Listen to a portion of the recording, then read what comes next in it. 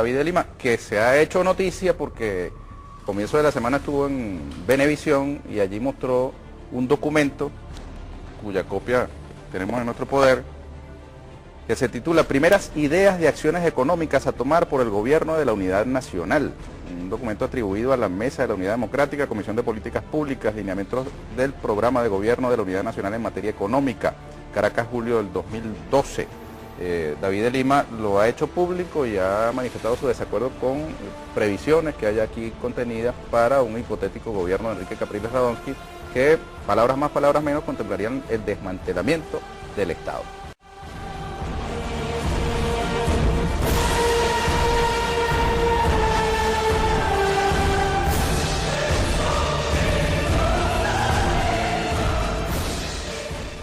No se trata de una denuncia de alguien vinculado, militante del proyecto del comandante Hugo Chávez, sino que viene David de Lima a hacer oposición al gobierno.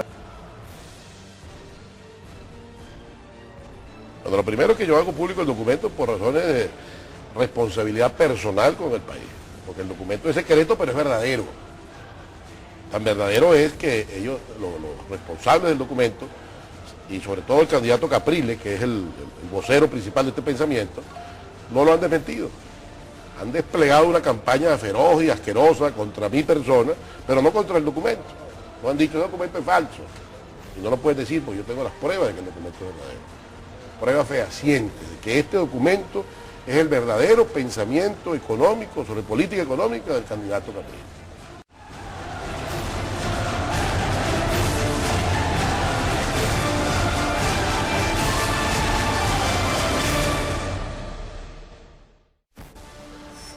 Documento alarmante, porque yo he tenido y tengo diferencias con el presidente Chávez, pero no puede ser que porque uno tenga diferencias con el presidente Chávez, entonces acepte un proyecto que desmantela, no solamente el Estado, desmantela todas las protecciones y las conquistas que en el orden social el Estado le brinda a la mayoría de los ciudadanos venezolanos.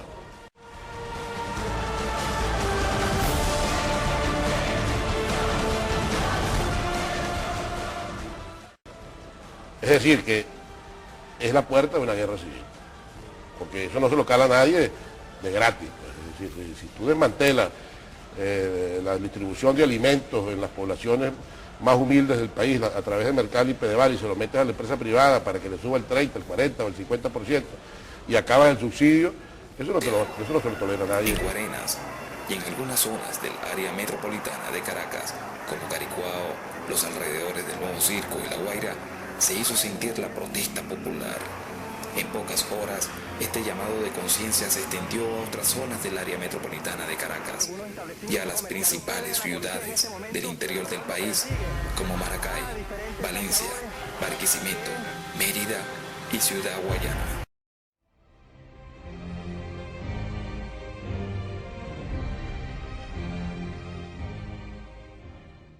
En la vivienda, aquí dice clarito, dice, se desmantelará progresivamente el subsidio a la vivienda para la incorporación de la empresa privada al desarrollo de esta área económica.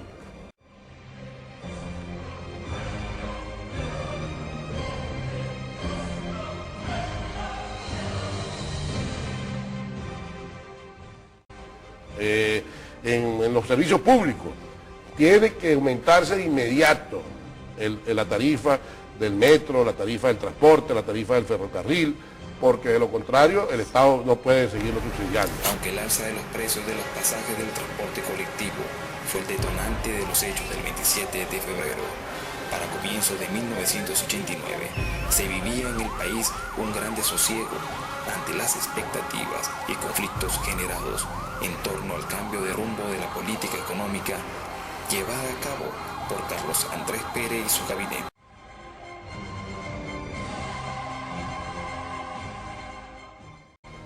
En cada una de las actividades económicas que el Estado realiza, por ejemplo, las gavetas obligatorias, que es una cosa que en verdad ha ayudado mucho al desarrollo de muchas familias en Venezuela y de la economía pequeña y mediana desde el punto de vista privado. Exacto, la gaveta es una palabra que se usa en la jerga de los que hacen actividades económicas, que es un nicho una especie de apartado que obliga al Estado a los bancos a tener para un determinado aspecto de la actividad económica, un área específica. En este caso el Estado tiene impuesta la obligación a los bancos de tener apartado un porcentaje de su presupuesto, de su plan de inversión anual en áreas de la economía como por ejemplo turismo, agricultura, hipoteca, vivienda, pues desarrollo del área de la construcción.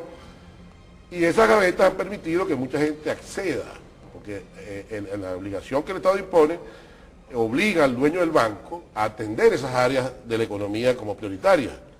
Antes de la existencia de esta gaveta, el dueño del banco decidía, yo no voy a invertir nada en turismo, no voy a invertir nada en agricultura, o no voy a invertir nada en desarrollo de la actividad de la construcción, sino que el destino de mi dinero como banca es el que yo decida con mis socios y con mis familiares, y eso implicaba que un sector importante del país quedaba fuera del acceso a los dineros para desarrollar su actividad económica. Aquí dice, acabemos con la gaveta, de inmediato, no podemos tener gaveta, porque eso implica una disminución de la ganancia del banquero. Es decir, todo el documento se orienta hacia el tema de la ganancia, ahora, por parte de los Lima, pequeños grupos que han manejado la economía durante muchos años.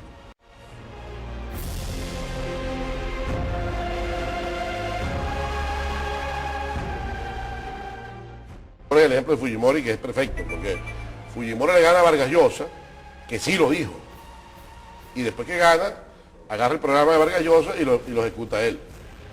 Sí, Vargas Llosa lo dijo con sinceridad, porque Vargas Llosa no es un profesional de las campañas electorales, sino que es un escritor y dijo, yo creo que hay que privatizar todo esto y hay que acabar con todas estas intervenciones del Estado.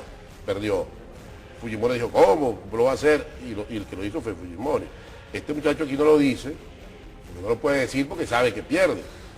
Yo que lo conozco mucho, porque fuimos congresantes juntos, y cuando yo era gobernador él era alcalde y nos veíamos con frecuencia, yo sé que eso es mentira, que él no tiene condiciones mentales para hablar en público, como dicen algunos, oye, no tiene idea, no habla, balbucea. No, él tiene ideas. Lo que pasa es que las ideas que tiene son completamente distintas a las ideas que está diciendo tener. Es decir, tiene dos discursos claramente, dos proyectos. El proyecto de cómo me gano unos votos hasta el 7 de octubre y el proyecto de qué cosas voy a poner en práctica si ocurriese la desgracia para el país de que Capriles ganara las elecciones.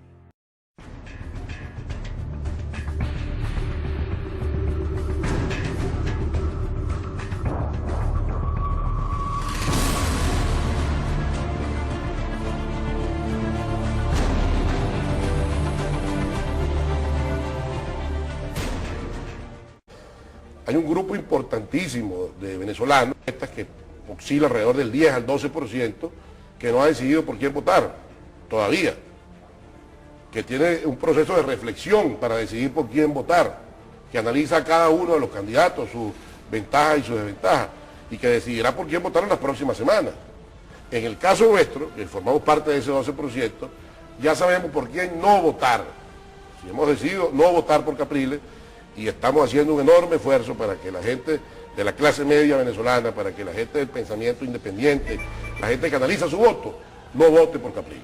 En eso estamos en este momento. Y no vote por Capriles, íbamos a votar por Capriles, pero es que esto no puede permitirlo Venezuela, porque esto traería un baño de sangre a Venezuela.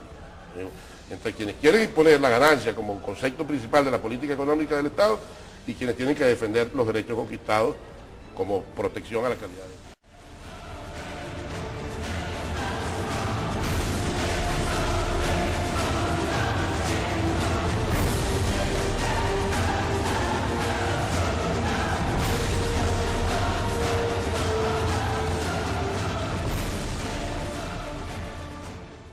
¿Cuál es la diferencia programática entre aquella candidatura de Rosales que proponía la tarjeta Mi Negra y esta otra de Capriles? En líneas generales no es lo mismo. No, es que la propia Mi Negra era un acto de extremado populismo hipertrofiando las facultades del Estado. Aquí es desmantelando el Estado. Mi Negra era un subsidio directo del Estado a la pobreza, por decirlo de alguna manera, y demagógico por lo demás, pero era una actividad del Estado. Era demagógico y ustedes apoyaban a ese candidato. Sí, nosotros apoyamos con todo. Estoy seguro que, por ejemplo, en el caso de Capriles, que hay 25, 24, 23 tarjetas, mucha de esa gente no está de acuerdo con esto. Y no te sorprenda que lo hagan saber. Porque esto no se queda aquí, ¿no? Allí hay ahorita, me consta que hay un debate y una reacción de irritación y de protesta por la agenda oculta de Capriles.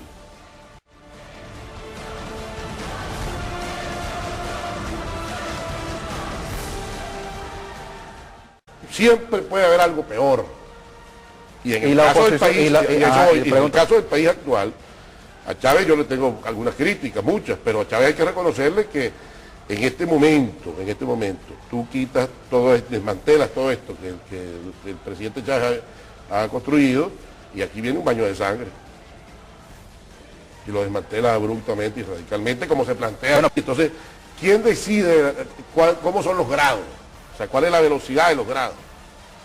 Porque gradual quiere decir, yo creo que hay que quitar todo esto, pero como no lo puedo hacer porque no tengo la fuerza para hacerlo, lo voy a hacer poco a poco, pero la velocidad va dependiendo de la fuerza, no de la convicción.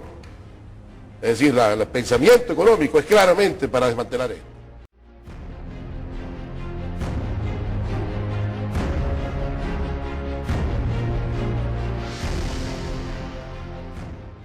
Yo pongo el documento en circulación, si tú lees la cantidad de expresiones de barbaridad, de intolerancia relativas a mi persona que hay por haber puesto este documento, ahí tú ves que eso es mentira. El verdadero pensamiento subyace allí, basta que tú medio rapes la piel y ves cuál es el verdadero color de la sangre de estos compañeros. Ellos critican que supuestamente aquí hay una restricción de la libertad de expresión, pero basta con que tú te desmarques de ellos para que tú seas una basura. Cuando no te desmarcas y das una posición frontal contra Chávez, tú eres un héroe. Pero si te desmarcas, eres una basura. Esa es intolerancia.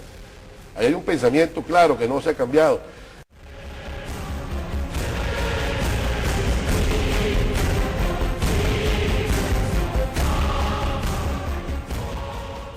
¿Quién? Capriles es lo mismo que Carmona. Yo creo, para decirlo como la canción de Silvio, Capriles es un servidor de pasado en copa nueva. Es un adorador de dioses del ocaso, como dice la canción de Silvio Rodríguez. Capriles es, y lo dice también lo dice el Evangelio, lo dice Jesús, pues vino viejo en odre nuevo. Eso es Capriles, su pensamiento económico, y yo lo conozco mucho. Capriles ha estado en todo tipo de acuerdos y de operaciones políticas para ser diputado. Cuando entró en la plancha del Zulia, Capriles no entró electo por el pueblo, entró en una negociación con Copey de las más típicas de la politiquería, el tercer puesto a cambio de tal cosa. Cuando fue presidente de la Cámara de Diputados, fue una negociación que hicimos ahí los que estábamos de diputados. Fue gobernador de Miranda por una casualidad, porque se invalidó la candidatura de Enrique Mendoza. ¿Y cómo han tratado a Mendoza? Ahí tú ves qué clase de concepto tiene de la lealtad, de la solidaridad, de la amistad, de la inclusión. A Mendoza lo han pateado. Y sin Mendoza, Capriles no hubiera sido gobernador nunca. Jamás. Y si no hubiera sido gobernador, no hubiera sido candidato presidencial.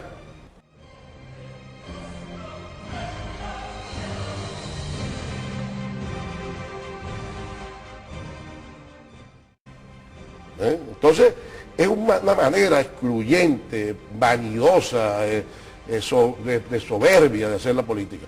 No solamente Capriles, el cenáculo hermético que dirige esa candidatura.